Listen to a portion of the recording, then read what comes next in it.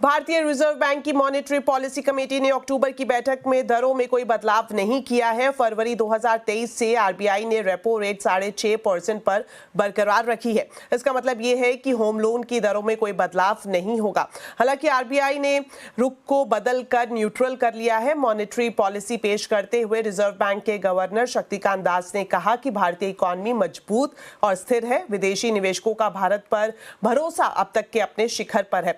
हालांकि बदलती वैश्विक परिस्थितियों को लेकर थोड़ी चिंता बरकरार है।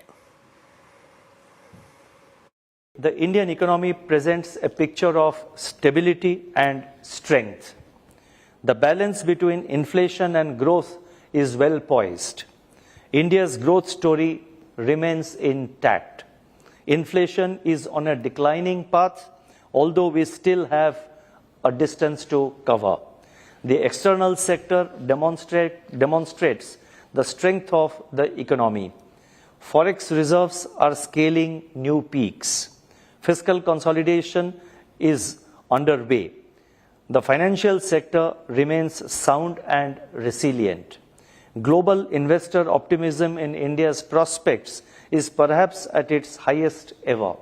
We are, however, not complacent. I repeat, we are not complacent, especially amidst the rapidly evolving global conditions. RBI governor ने एनबीएफसी सेक्टर को आड़े हाथों लिया। एनबीएफसी सेक्टर को कठोर चेतावनी देते हुए कहा कि मौजूदा व्यवस्था की समीक्षा की जरूरत है। कुछ एनबीएफसीज, एमएफआई और एचएफसी ज्यादा रिटर्न के पीछे दौड़ रहे हैं। अगर उन्होंने खुद से सुधार नहीं किया तो आरबीआई सख्त कदम उठाने से नहीं झिझकेगा। NBFCs may review their prevailing compensation practices, variable pay and incentive structures, some of which appear to be purely target-driven in certain NBFCs. Such practices may result in adverse work culture and poor customer service. To sum up, it is important that NBFCs, including MFIs and housing finance companies, follow sustainable business goals, a compliance-first culture, a strong risk management framework, a strict adherence to fair practices code, and a sincere approach to customer grievances. The Reserve Bank is closely monitoring these areas and will not hesitate to take appropriate action if necessary. Self-correction by NBFCs would, however, be the desired option. तो economy में कोई है चिंता की बात या फिर सब ठीक ठाक है? आज आवाज अड्डा में इसी पर होगी बड़ी चर्चा शाम 7:57 पर।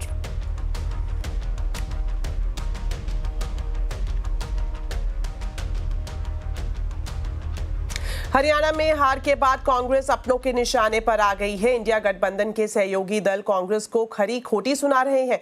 नेशनल कॉन्फ्रेंस से लेकर आम आदमी पार्टी और शिवसेना यूबीटी ने कांग्रेस को घेरा।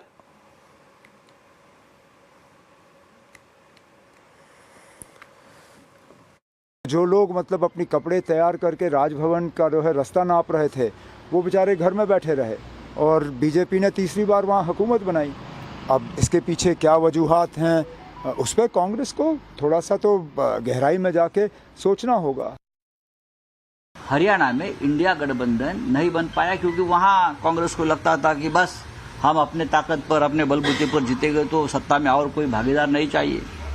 तो हमारे जो मित्र है हुड्डा जी या कांग्रेस के नेता है, उनको लगा कि हम ही जीतेंगे।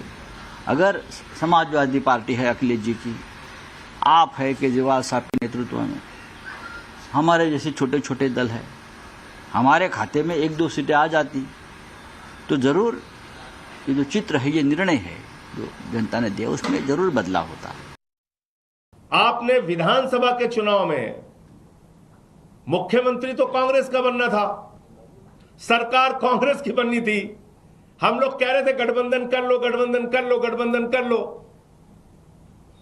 गठबंधन नहीं किया। अब इसके बारे में कांग्रेस पार्टी से पूछिए, उन्होंने क्यों नहीं किया। अब उनके बहुत सारे बयान उनके नेताओं के सोशल मीडिया पे वायरल हो रहे हैं। हमको कुछ समझते ही नहीं थे। मार्केट नहीं है तो क्रेडिट पॉलिसी के दिन बाजार में मुनाफा वसूली दिखी। बाजार बढ़त के बाद ऊपरी स्तर से फिसलकर बंद हुआ। सेंसेक्स निफ्टी ऊपरी स्तर से फिसलकर बंद हुए। सेंसेक्स की बात करें तो ये 168 पॉइंट गिरा, तो वहीं निफ्टी 31 पॉइंट फिसला। तो मार्केट में आज का पूरा हाल बताने के लिए अब हम सीधा रुख करते हैं यतिन मोता का। तो यतिन, बताएं आज बाजार की हाइलाइट्स क्या रही? देखिए, भारतीय बाजारों की बात करें तो आज ऊपरी लेवल से ज़रूर हम फिसले हैं और 25,000 निफ्टी के नीचे बंद हुए हैं, लेकिन ओवरऑल जो बाजार का एडवांस डिक्लाइन रेशियो था वो ऑलमोस्ट 2:1 था, यानी 2 बढ़ने वाले शेयरों के सामने केवल एक ही गिरने वाला शेयर। तो कहीं ना कहीं मिड कैप शेयरों में खरीदारी दिखी। इसके अलावा नीचे के लेवल से मेटल शेयरों में खरीदारी दिखी, फार्मा शेयरों में खरीदारी दिखी, रियल एस्टेट शेयरों में खरीदारी दिखी। और जो आरबीआई की पॉलिसी आई, जहां स्टांस चेंज करके आरबीआई गवर्नर ने अब न्यूट्रल कर दिया है, तो कहीं ना कहीं रेट सेंसिटिव सेक्टर्स को भी नीचे के लेवल से खरीदारी का मौका मिलता हुआ नजर पड़ा। और एफएमसीजी एनर्जी शेयरों में भी थोड़ी बहुत मुनाफा वसूली रही। ओवरऑल एक अच्छा ट्रेडिंग सेशन, हालांकि थोड़ी बहुत मुनाफा वसूली के कारण बाजार आज फ्लैट बंद हुआ। यतिन, आपसे ये भी जानना चाहेंगे कि इन शेयर्स में गिरावट और कहां तेजी दिखाई दी? देखिए, निफ्टी गेनर्स की बात करें तो काफ़ी अच्छी मार्केट ब्रेथ रही, और निफ्टी गेनर्स की बात करें तो सिप्ला और ट्रेंड जैसे काउंटर्स में काफ़ी अच्छी खरीदारी रही। इसके अलावा टाटा मोटर्स और एसबीआई जैसे काउंटर्स में भी 2-2% की आपने मजबूती देखी। लूजिंग साइड पे अगर आप जाएं तो आईटीसी, नेस्ले जैसे एफएमसीजी काउंटर्स में थोड़ी बहुत बिकवाली हावी रही, और ऑयल एंड गैस सेक्टर से ओएनजीसी और रिलायंस जैसे काउंटर्स में हल्की फुल्की मुनाफा वसूली आपने देखी। Mid cap end of the market काफ़ी शानदार था। अगर हम पेज इंडस्ट्रीज़ की बात करें तो रिजल्ट्स जो आने वाले हैं कुछ ही हफ्तों में, उसके पहले स्टॉक में 4 से 5% की मजबूती। एमआरएफ, ओरेकल और डिक्सन टेक्नोलॉजीज जैसे काउंटर में भी अच्छी खासी खरीदारी का मूड माहौल रहा। लूजिंग साइड पे अगर आप देखें तो Tata communications, ACC, Sundaram finance और बीएससी लिमिटेड जैसे काउंटर्स रहे, जहां थोड़ी बहुत प्रॉफिट टेकिंग रही। लेकिन ओवरऑल मिड कैप्स के लिए अच्छा दिन आज का साबित होता हुआ नजर पड़ा। शुक्रिया यतिन इस पूरे मार्केट अपडेट के लिए। आयुर्वेद, सिद्ध और यूनानी दवा के भ्रामक विज्ञापनों पर आयुष मंत्रालय ने चेतावनी जारी की है। मंत्रालय ने कंपनियों को दवा के फायदों पर झूठे दावों से दूरी बनाने की सलाह दी है। साथ ही दवा के लेबल चिकित्सक की देखरेख में ही लेने की एडवाइजरी जारी की है। डिटेल्स लेते हैं असीम मनचंदा से। तो असीम, बताएं क्या कुछ कहा है आयुष मंत्रालय ने और क्या सख्ती की बात की जा रही है? अभी आपने अक्सर देखा होगा कि बहुत सारी आयुर्वेदिक, सिद्धि या यूनानी दवाएं शुगर और बीपी जैसी बीमारियों को जड़ से मिटाने का दावा करती हैं। तो इसको लेकर के अब आयुष मंत्रालय ने काफी सख्ती दिखाई है। आयुष मंत्रालय ने सभी दवा कंपनियों को चेतावनी जारी की है कि अपने आप जो अब भी दवा का विज्ञापन दे रहे हैं उसमें झूठे दावे ना करें, ना ही ये बताएं कि एक मैजिकल ड्रग है जो रातों रात आपको ठीक कर देगी। अगर आप ऐसा कुछ करते हैं तो आपके खिलाफ कार्रवाई की जाएगी। दूसरी सबसे बड़ी बात उन्होंने ये कहा कि अगर आप दवा बेच रहे हैं तो उसके लेबल पर आपको कहना होगा कि इसकी जो दवा है आप इसको किसी चिकित्सक की देखरेख के अंदर ही ले। तीसरी सबसे बड़ी बात उन्होंने कहा कि आप खुद अपनी बीमारी का कोई भी डायग्नोस ना करें और ना ही उसके अपने आप खुद से दवा लें। अगर कोई आपको कोई बीमारी है तो पहले उस पर चिकित्सक से सलाह कर ले। अगर आपको कोई भी ऐसे भ्रामक विज्ञापन दिखाई देते हैं जहां पर भी कोई दावा बड़ा किया जाता है आयुर्वेदिक दवा के द्वारा, तो आप इसकी शिकायत राज्य की लाइसेंसिंग अथॉरिटी से कर सकते हैं। आप आयुष मंत्रालय से इसकी शिकायत कर सकते हैं। आयुष मंत्रालय इसके ऊपर कार्रवाई करेगा।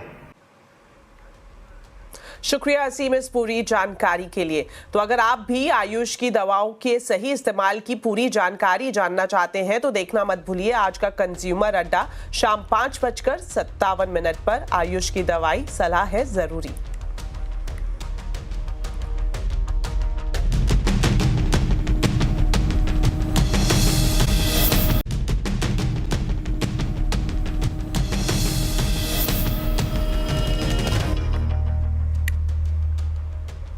ब्रेक के बाद आपका स्वागत है और अब बात करते हैं देश में डेवलप हो रही डेंगू की वैक्सीन की। आईसीएमआर और पनेशिया बायोटेक देश में डेंगू वैक्सीन बनाने की राह पर तेजी से आगे बढ़ रहा है।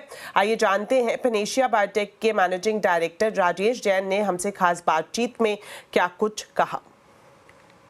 सर, हर साल जो एक सबसे बड़ा हेल्थ चैलेंज रहता है वो डेंगू को लेकर रहता है, लेकिन अब एक अच्छी खबर ये है कि आईसीएमआर और आपकी कंपनी मिलकर डेंगू की वैक्सीन को डेवलप कर रहे हैं। सर, अभी उसका ट्रायल कहाँ तक पहुँचा है ये जानना चाहेंगे। हमारी कंपनी पनेशिया बायोटेक ने ये फेज 3 ट्रायल 14 अगस्त 2024 को शुरू कर दिया है आईसीएमआर के साथ, और अब तक करीब करीब 400 लोगों को ये वैक्सीन दी जा चुकी है उस ट्रायल के प्रोटोकॉल के तहत जो भी एक कार्रवाई है। और हम ये समझते हैं कि इस ट्रायल में 19 साइट्स पे पूरे भारतवर्ष में ये ट्रायल हो रही है और करीब करीब 10,000 से ज़्यादा लोगों को ये वैक्सीन एज़ पर जो भी प्रोटोकॉल है अप्रूव्ड बाय DCGI वो दी जाएगी। हमें उम्मीद है कि ये मार्च 25 तक ये trial at least from immunization perspective complete हो जाएगी। उसके बाद फिर हमें वेट एंड वॉच करना पड़ेगा कि कब हम इसकी एफिकेसी वैक्सीन की दिखा सकेंगे। सर, ये जो डेंगू वैक्सीन है जाहिर तौर पर एक मास इम्पैक्ट वाली वैक्सीन साबित होगी, ऐसे में कॉस्ट इफेक्टिव रहे तो उसके लिए क्या हम उम्मीद कर सकते हैं कि ये एक अफोर्डेबल रेंज की वैक्सीन होगी? हम Panacea Biotec and Indian vaccine industry जो है इस चीज़ के ऊपर बहुत अच्छे से काम करते हैं और हमें इस चीज़ का पूरा इल्म है कि जो भी वैक्सीन हम भारत में बनाएंगे, भारत के लिए या बाकी देशों के लिए बनाएंगे, वो अफोर्डेबल होगी। इस पे हमारा पूरा नज़र है और इस चीज़ का हमने पूरा ख्याल रखा है जब हम इस चीज़ को डेवलप कर रहे थे। अगर आपकी स्पेसिफिक पनेशिया बायोटेक की बात करें, अभी जो फोकस कंपनी का दिखाई दे रहा है वो न्यूट्रिशन रिलेटेड प्रोडक्ट पर दिखाई दे रहा है और खासतौर पर अब बच्चों के लिए आप न्यूट्रिशन से जुड़े प्रोडक्ट्स लॉन्च कर रहे हैं, उसके बारे में बताएं। भारतवर्ष में 2 साल से ऊपर वाले बच्चों में खाना से उनको सब कुछ नहीं मिलता है, तो proteins, vitamins, minerals, amino acid, काफ़ी ऐसी चीज़ें होती हैं जो खाने में उनको नहीं मिल पाती हैं और कई बच्चे ऐसे भी होते हैं जो खाना टाइम से नहीं खाते हैं। तो हमने एक ऐसा प्रोडक्ट बनाया है जिसका ब्रांड नेम चिलरन है, चिलरन।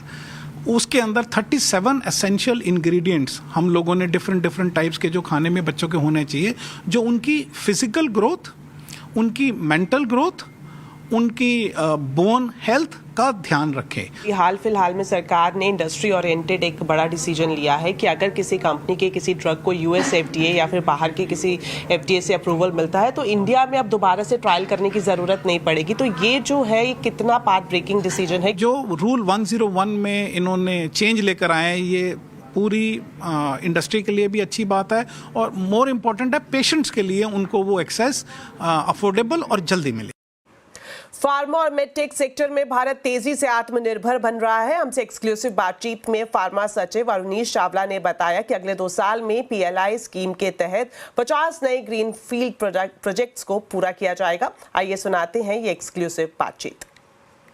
सर, कई सारे मंच पर आप ये स्टेटमेंट दे चुके हैं कि अब जो इंपोर्ट पर निर्भरता है, खास तौर पर अगर हम मेडिकल डिवाइसेस की बात करें, वो काफ़ी कम हो चुकी हैं। अब भारत जो है एक्सपोर्ट ओरिएंटेड मार्केट बन रहा है, तो क्या इसके पीछे रीज़न है आपकी स्टेटमेंट के? सबसे पहले ये जानना चाहेंगे। Pharma and Meditech industry export oriented industry बन रही है और इस साल का अगर हम इस साल के आंकड़े देखें तो अब ये हमारे देश के लिए 4th largest export manufacturing industry बन गई है और हम अब बल्क ड्रग्स में भी हम एक्सपोर्ट करने लगे हैं और अब हम उतनी बल्क ड्रग्स एक्सपोर्ट करते हैं जितनी हम इंपोर्ट करते हैं, तो हमारा ट्रेड बैलेंस अब न्यूट्रल हो गया है। फॉर्मुलेशंस में और फिनिश्ड ड्रग्स और मेडिसिन्स में हम ऑलरेडी कंप्लीट एक्सपोर्ट ओरिएंटेड हैं और पिछले साल हमने जितनी दवाएं हमारे अपने देश में निर्मित की थी उससे 50% से अधिक जो है हमने उसको एक्सपोर्ट या निर्यात किया था। और मेडिटेक इंडस्ट्री में भी कंज्यूमेबल्स में हम ऑलरेडी जो है इस साल हमारा जो एक्सपोर्ट है वो इंपोर्ट से बेटर है और बाकी मेडिकल डिवाइसेस में भी PLI योजनाओं के माध्यम से हमारे देश में निर्माण या प्रोडक्शन प्रारंभ हुआ है। इनमें से अधिकांश जो इंडस्ट्रीज़ हैं वो इंडियन हैं और कुछ इंडस्ट्रीज़ जो विदेशी हैं, लेकिन उन्होंने मेक इन इंडिया में भरोसा जताया है और हमारे देश में प्लांट्स लगाए हैं। PLI योजना की बात करिए, अगले 1 से 2 साल में हम बात करें तो कितने प्रोजेक्ट्स हैं जो आइडेंटिफाई किए गए हैं जिनको PLI का फ़ायदा मिलेगा? अगर आप कुछ सिलेक्टेड के बारे में बता पाएं। फार्मा और मेडिटेक सेक्टर में 3 PLI योजना है। एक योजना फॉर्मुलेशंस के लिए है या फिनिश्ड ड्रग्स के लिए है। 2 योजनाएं एक बल्क ड्रग्स के लिए जो अपस्ट्रीम प्रोडक्ट्स हैं और मेडिकल डिवाइसेस के लिए हैं। ये पूर्णतः जो हैं ये ग्रीन फील्ड प्लांट्स हैं और लगभग 100 ऐसे प्लांट्स देश भर में लग रहे हैं और उनमें से लगभग 50 प्लांट जो है नए प्लांट्स कंप्लीट या पूर्ण भी हो गए हैं। मर्सिडीज बेंज ने भारत में मर्सिडीज बेंज ई क्लास सेडान को लॉन्च कर दिया है। ई क्लास की शुरुआती कीमत 78,50,000 रुपए है। और क्या कुछ खासियत है इस स्पेशल कार में, आइए आपको दिखाते हैं। नई ई क्लास फाइनली लॉन्च हो चुकी है और इस ई क्लास की सबसे बड़ी खासियत है स्पेस। जी हाँ, इसके इंटीरियर में ढेर सारा आपको स्पेस मिलता है और लग्जरी फीचर्स भर भर के दिए गए, क्योंकि जो इसका व्हील बेस का साइज है, नई वाली जो ई क्लास है पुरानी क्लास के मुकाबले काफ़ी लंबी है। सामने का आप देखें डिजाइन पूरी तरह से चेंज है, नया हेडलैम्प, नया ग्रिल और इसके बोनेट के अंदर नया इंजन दिया गया है। इसके अंदर 2 इंजन का ऑप्शन मिलते हैं। पहला है पेट्रोल इंजन 2 लीटर, जिसका पावर आउटपुट है करीब 200 हॉर्स पावर। दूसरा है 2 लीटर का डीजल इंजन, जिसका पावर आउटपुट है 195 हॉर्स पावर और दोनों ही इंजन 9 स्पीड गियर के सहारे काम करते हैं। इसके इंटीरियर में नई क्लास में पहली बार 56 इंच का हाइपर स्क्रीन दिया गया है, यानी 3 स्क्रीन को मर्ज करके डिजाइन किया गया है और इसमें बर्मस्टर कंपनी के 4D साउंड सिस्टम है और करीब 17 स्पीकर लगाए गए हैं, जबकि पुरानी वाली ई क्लास में करीब 13 स्पीकर हुआ करते थे। इसके जो सस्पेंशन है, खासकर भारतीय सड़क को ध्यान में रख करके रीट्यून रीडिजाइन किया गया, ताकि आप अंदर बैठें तो आपको एक स्पेस का लग्जरी फील मिले, कंफर्ट का आपको फील मिले।